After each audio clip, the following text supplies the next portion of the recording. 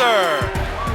Welcome to Ram Vision. Head coach Ryan Williams joins me to discuss the week that was. His players are on finals week, so they're studying forward. Let's study backwards. Let's go back to a 1-1 week for you, Coach. First of all, you went on the road Thursday to the University of Colorado. You fall 74-56, but that game was a lot closer for the majority, and it really just came down to a couple of minutes on either side of halftime. That thing could have gone either way, couldn't it? It really did. You know, you just look at the first quarter, the second quarter, and you lose each quarter by just a couple baskets each, and the opportunities that we created for ourselves, you would take most nights. To have a one turnover third quarter and to get the shots that we created for ourselves and just to not make them, that's disappointing, because we felt really the way we played those first three quarters, that should have been a tie game, or perhaps even a lead after three quarters of play. But it doesn't work that way. It doesn't work that way, and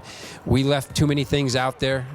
We didn't shoot the ball as well as we needed to shoot it, and we didn't value the ball as well as we needed to value the ball. We created some offense with our turnovers. And in a tough matchup on the road against a ranked opponent, you've done it 3 times now, you start learning lessons about yourself. And what did you learn now that you've wrapped that part of your schedule up about how tough your team needs to be to compete? Yeah, I think what we've learned, playing against the top-notch talent, is how consistent you have to be.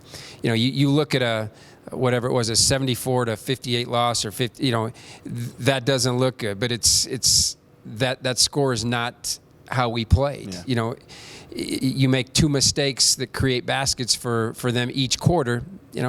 Just two mistakes in the quarter. Well, that's 4 points. Yeah. You add that over 4 quarters. Yeah, you just got beat by 15 or 16 points. Sure. And so we just are learning that the simplest things get exposed against really good teams, and you have to concentrate for 40 minutes. Mm-hmm. We had a lot of good play. We shot 61% in that first half, which is a big-time half, scoring the basketball, shooting the basketball. But there's 2 ends to the floor, and you have to do it for 40 minutes. Well, Colorado State was able to come back to Moby Arena. A historic afternoon here. Boy, you really rolled over a team. Now, Colorado State had the advantages physically. You knew it was a Division II team coming in here. But a lot of ways, that's good for your squad. Gives you a little bit of a breather. You can concentrate on yourself and what you want to get done. What did you like about the way your team responded coming out and winning in dominating fashion? Yeah, I like the fact that we did respond after the CU game. We did not shoot well.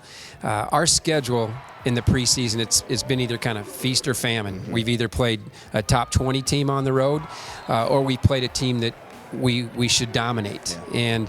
And so the test, you're right, it was all about us. And I love the confidence that we came on the floor with. We shot with great conviction. We limited our mistakes. We really did. Defensively, we had great energy. So it was a game where I just think we were able to get some confidence. The kids were able to see the ball go in the basket. And we make 23s, and you go back and you look at the tape and you think, boy, we had more open threes at CU. We didn't have as many, but of the 14, they were more open than the ones we had against New Mexico Highland. And so it just becomes a mind thing. I was happy for our kids. We got a lot of kids in. Callie Kaiser had another big performance in her first start. So she's had 2 really good back-to-back games with CU and New Mexico Highlands. So I think we learned that, hey, we can make shots. Mm-hmm.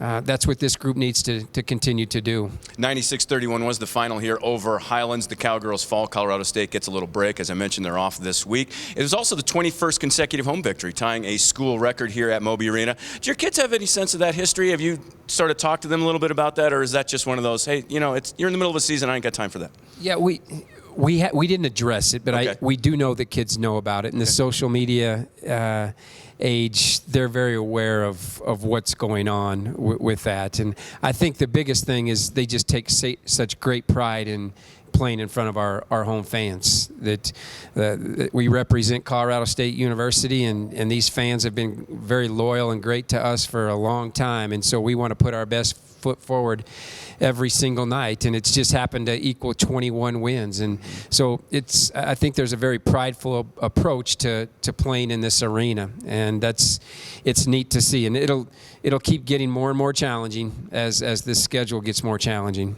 Spectacular victory for Colorado State, as I mentioned, the 21st consecutive home win. 20 made three-pointers, also a school record. Callie Kaiser goes for 20.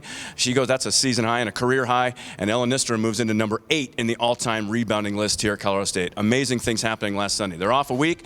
They'll be back. They'll take on Seattle. That's going to be an evening game. I think they're trying to stay away from the Broncos game. Is that it? Trying to stay away from graduation. Oh, there you go. Thanks. Yep, there's one thing you don't mess with on a college campus, and that's graduation. So we've got a 7 p.m. start on Sunday. Make a note of that. We'll see you back here at Moby Arena on Sunday. Thanks, Coach.